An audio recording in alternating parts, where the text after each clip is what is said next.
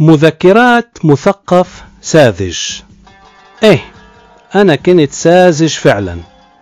ما رح اقول عني كنت غبي، لا، احترامي الي، بس فعلا كنت ساذج وبسيط ومضحوك علي في اكثر من موقف.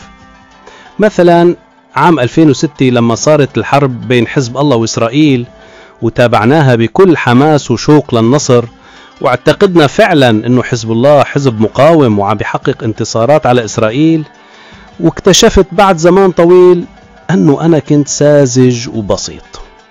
2010 قامت الثورة بتونس وبعدها بمصر وبعدها بشوي في ليبيا. نحن بحاجة شديدة للثورة ومن زمان بعيد، ولدينا كل الأسباب للقيام بثورة. ما حدا أحسن منا ولا أشجع منا. ولما سألتني زوجتي وهي بقمة حماسها وأملها، تعتقد أنه رح تصير عنا ثورة مثل مصر وتونس وليبيا؟ جاوبتها بثقة العارف والخبير والمثقف الفهمان: مستحيل حبيبتي، نحن ما رح تصير عنا ثورة مطلقا، لأنه القبضة الأمنية عنا قوية جدا وتراقب أي حركة، والأمن عنا مجرمين لآخر درجة الإجرام، وشعبنا بعد الشيء اللي صار بحماة سنة 82 ما عاد يمتلك الجرأة والشجاعة ليتحرك. الخوف مالي قلوبنا على الآخر. بس الشباب الأحرار كان لهم رأي آخر، وأثبتوا أنه رأي خطأ ومو صحيح. وهون أيضا أبديت سذاجي لعلها أكبر من الأولى لما سألتني زوجتي: معقول حكومتنا تتعامل مع ثورتنا مثل القذافي لما قتل شعبه وجاب مرتزقة وحرك الدبابات ضد الناس؟ هون كان لابد أن أتنحنح وأثبت لزوجتي أنه أنا خبير بالسياسة وفهمان كتير، وأجبت وأنا بكامل الثقة: طبعا لا حبيبتي، لا يمكن حكومتنا ورئيسنا يتصرفوا بنفس الطريقة. نحن عندنا مؤسسات ومجلس شعب ومثقفين وسياسيين، ورئيسنا لا يمكن يغلط مع الشعب ويسمح لإسرائيل تستغل الوضع. أكيد رح يصير تغييرات بالحكومة وسياستها الاقتصادية ويعطونا شوية حرية لنعبر عن حالنا، ويمكن حتى يصير عندنا انتخابات حرة على الأقل بمجلس الشعب مثلا. ولم يطل الزمان حتى أثبتت الوقائع وهمجية النظام في التعامل مع الأحداث بأني ساذج جدا جدا. وبدأت الأحداث تتدحرج نحو الأسوأ، وبدأت قوافل الشهداء تسقط كل يوم بدرعا وبعد بحمص والغوطة، وبلشت الكرة تتدحرج وتكبر.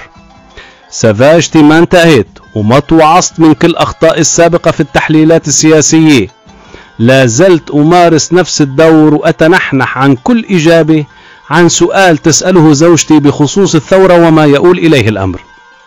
وتسألني زوجتي: لا زالت ثقتها بي بمفهومياتي كبيرة، هل تعتقد أن النظام رح يستخدم الدبابات ويقمع الثورة بشكل أعنف من هيك؟ ومعقول مثل ما عم نسمع عن دخول حزب الله مع جيش النظام وأنه إيران عم تبعت مرتزقة ومستشارين؟ طبعا هون أنا طلعت بكل سذاجتي وجاوبتها بقوة الانسعام 82 واللي صار فيه. نحن بالقرن 21، انفتاح إعلامي وفيسبوك وتصوير، لا يمكن النظام يفضح حاله ويستخدم الأسلحة الثقيلة ضد شعبه. والله الدول العالمية بتفضحه وبتشرشحه من غير شيء بدون حجة عليه وعلى إيران. لا حبيبتي، مستحيل هذا أمر يستمر. كلها كم يوم ورح يكتشف النظام أنه أخطأ، ورح يجري بعض الإصلاحات ويوعدنا بإصلاحات قادمة ويستدرك الأمر. اطمني. سكتت زوجتي على خوف وعدم قناعة بينت بنظراتها المتشككة. وتمر الأيام ولن أطيل عليكم بسرد أحداث تعرفونها تماما، وتكبر سذاجتي وتتضخم وتبدو أكثر بروزا يوما بعد يوم، والنظام يتغول كل يوم أكثر. ودخل الطيران وبعد الصواريخ والبراميل والحصار والتجويع والتهجير والمعتقلات ما عادت تتسع للناس. وهنا أكتشف أكبر كذبة مرت على البشرية، وهي أن العالم ودوله تهتم بالإنسان وحقوق الإنسان والأطفال والنساء والشيوخ، والقتل والتدمير وكل أصناف الإجرام يمارسها النظام تحت سمع وبصر الجميع، بل بمباركة من الجميع، عربا وأجانب، شرقا وغربا، والكل يشارك في الجريمة الكبرى، وأقل مشاركة هي الصمت عما يجري.